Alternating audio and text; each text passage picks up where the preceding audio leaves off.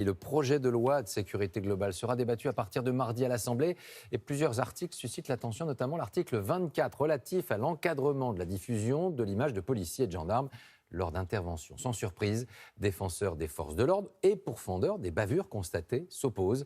Nicolas Coadou et Mathieu Nivenlowski. La photo de cette CRS que nous avons floutée a été prise lors d'une manifestation en 2015.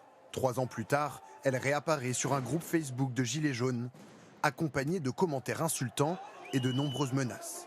Elle préfère témoigner anonymement. Au début, je suivais chaque commentaire, j'ai été fait notifier tous les commentaires. On sait où elle habite, on va la retrouver, on viendra l'attendre. Parfois, je me disais, mais et s'ils me retrouvent vraiment, et s'ils me reconnaissent? Elle est obligée de déménager pour sa sécurité. Des photos de policiers dont la diffusion pourrait bientôt être illégale.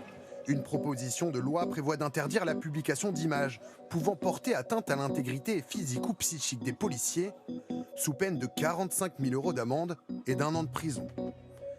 Les syndicats réclament cette loi depuis 2016 et le meurtre de 2 policiers. La demande de l'UNSA Police, en tout cas, est partie du tragique assassinat de Magnanville, où nos 2 collègues, Jessica Schneider et Jean-Baptiste Salvin, ont été lâchement assassinés à leur domicile. Mais ce texte inquiète journalistes et associations. Il pourrait empêcher la diffusion en direct d'opérations de maintien de l'ordre, de violences policières, de ces 27 coups de matraque portés à un gilet jaune venu se réfugier dans ce restaurant, ou encore de cette vidéo où un CRS jette un pavé vers les manifestants. La justice s'est servie de cette scène filmée par ce journaliste pour condamner le policier.